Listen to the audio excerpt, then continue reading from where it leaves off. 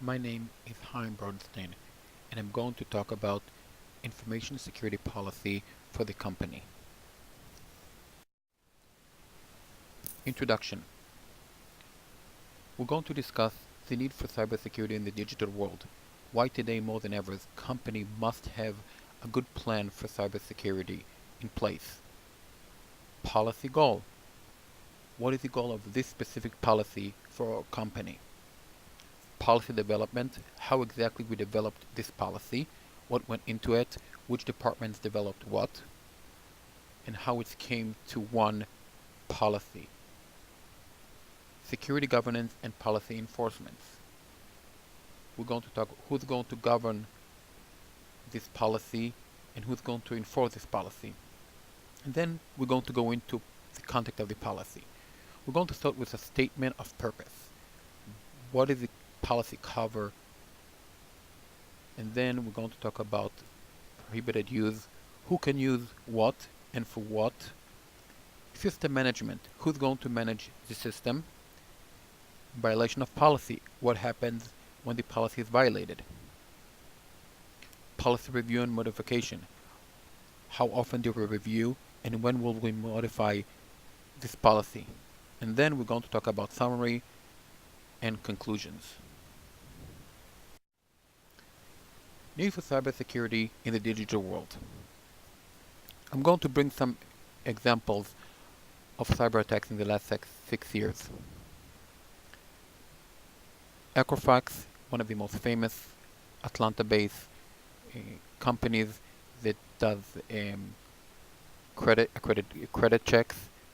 Their security was compromised, and a lot of their information was stolen.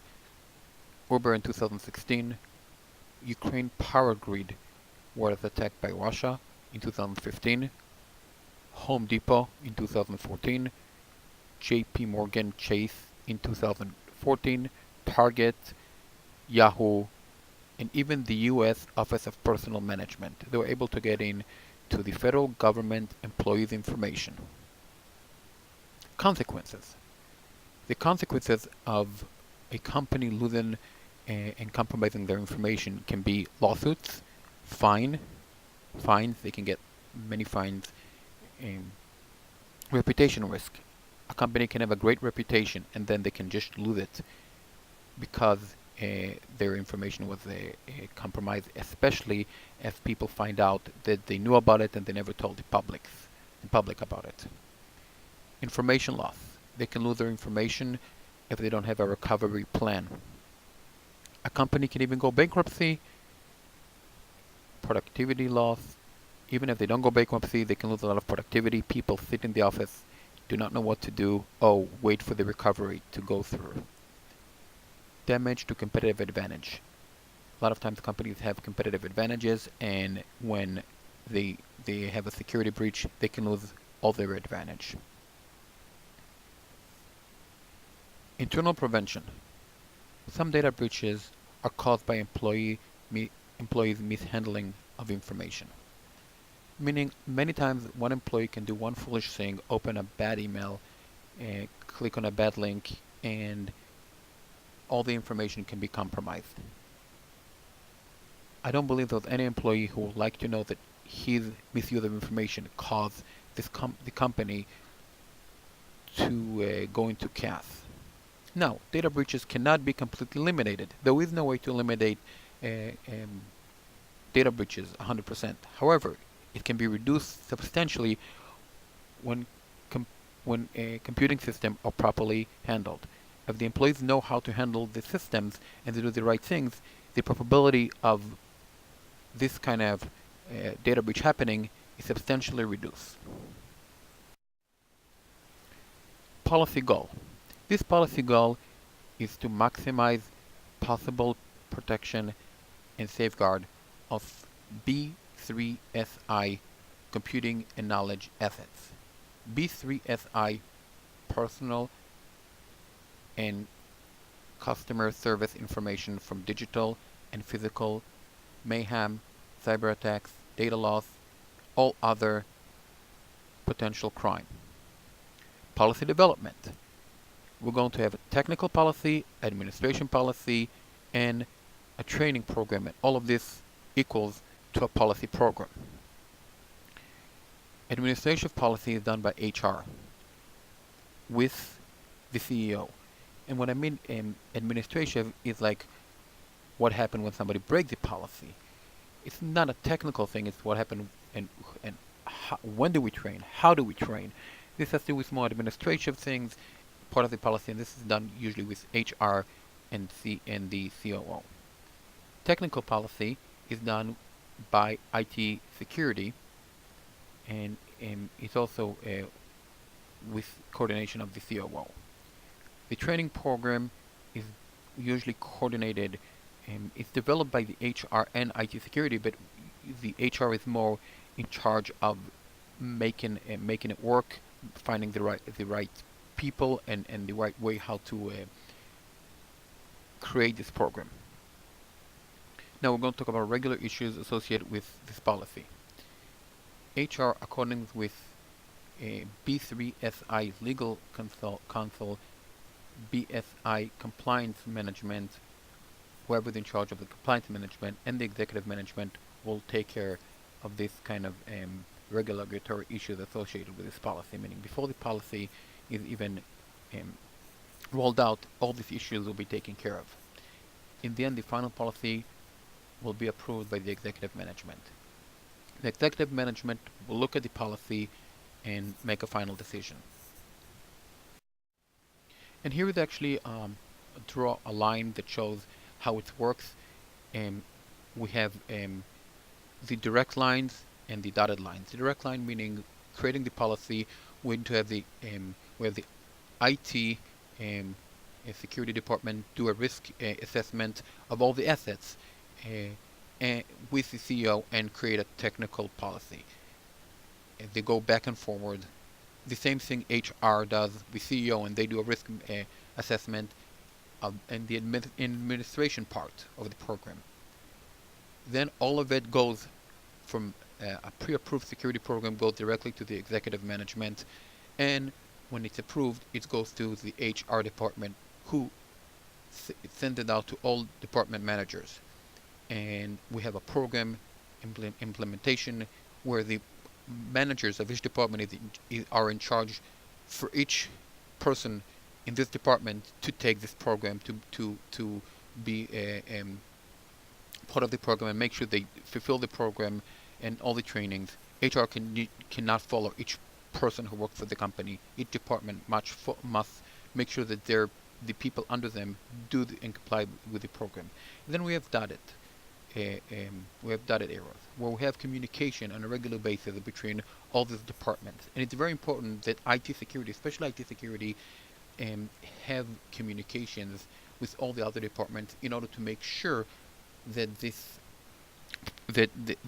program works and they communicate with each other. Security governance and policy enforcement. Security governance. The IT security management is in charge of, they govern the system security control, meaning they control all the system security controls. They govern physical computing systems. They govern password controls, meaning how often do we change the password, how password should be. Governs email and web control. Governs company information backup.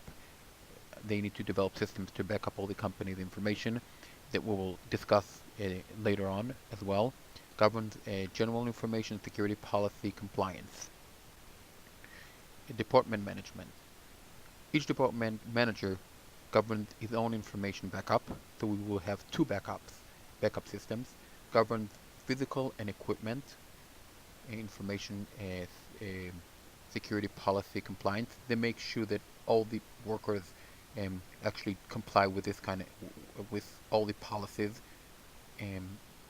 They govern policy training control. They make sure all the employees and all the personnel actually comply with training. Now HR governs policy training program. They govern all the everything that has to do with the training and making sure that everything with the training is good, people understand it, and there's enough time and times and for them to do it. Policy enforcement. IT security is in charge for technical policy enforcement, like antiviruses, firewalls, um, and system testing. They'll test the system, and they also will send phishing emails for employees and see if they actually fall for the phishing emails uh, in order to retrain this kind of employees. HR is in charge of policy violation discipline in accordance with every department manager and the COO. Um, management is in charge of policy implementation by department personnel in accordance with HR and IT security. Statement of purpose. We're going to address B3SI computing resources, scope of applicability, headquarters, B3SI store locations, home and travel. People work from home, people travel, people in store locations are in the headquarters. Definition of technology addresses physical, computers, smartphones, tablets, physical memory, etc. Non-physical, email, internet, cloud, etc. Responsibilities, full and part-time staff, interns, contractors, vendors, and anyone who comes in contact with B3SI computing resources. Now, note, managers are responsible for employees, for policy training and compliance. Management will be in charge to make sure that all the people under them, and especially contractors, vendors, and interns, get training. We don't expect a vendor who uses the company resources or contractors to know that they need to train. This is the responsibility of the person who hired them to make sure that they get all this training. Authorized users. User access. No one is allowed to use the usage of B3SI computing resources, with the exception of employees must receive the policy and complete all required training. Non-employees must be authorized and receive this policy and complete all required training. Must be up to date with the new policy, meaning if it's with the new training and there's a time limit and they did not do the new training, they cannot use the system. Password. On SI property is the BSI owned physical computing, meaning if it belongs to the company, will have one password. If it's owned by another person, he brings his computer or phone to work, will have one password and VIP access. Out of the property, we're going to have one password and VIP access. All passwords must be changed on a yearly basis. Authorization use. Fair and responsible use. All B3SI computing resources are for direct work purpose only. It can only be used for work purposes, not for anything else. Protection of privacy. All usage of company computing resources are open for company monitoring. The company can monitor any time, like they monitor workers at themselves. Prohibited use. Although all the usage is for direct work purpose only, if any harm, if usage for work purposes can cause any harm for the company in any way or shape, for example, opening an email that the worker believes may be for work, however he's not sure, and he or she opens the link, this is not allowed. Criminal use. No criminal use, offensive or harassing materials, copyright, license, or other intellectual property. Workers cannot do this kind of unethical, illegal behavior in order to help the company advance.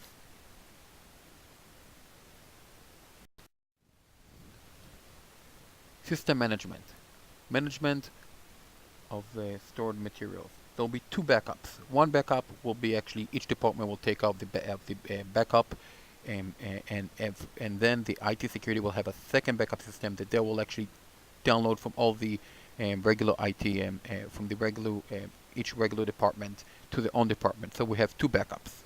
Employee modernization would be administered by IT security management, virus protection also by IT security management, physical security administered by security, and encryption administered by IT. Violation of policy.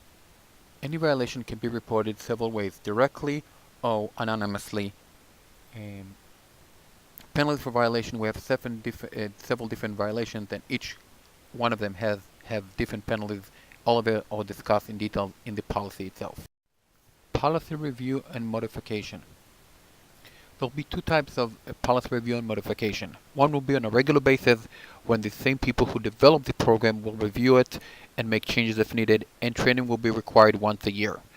On a non-regular basis, it will depend on arrival of new technologies, changes of business focus. If we change our business focus, we need to change our policy, new IT security threats, new federal, state, or local regulation that requires us to change our policy. After we change our policy, new training will be required for all. In summary, we spoke about the need for cybersecurity in the digital world, policy goal, policy development, security governance, policy enforcement, policy content. In conclusion, it is impossible to fully protect system and data in the digital world. Personnel can be a major factor in protecting cybersecurity. It takes a villain to create a great data system and a careless act to destroy it all.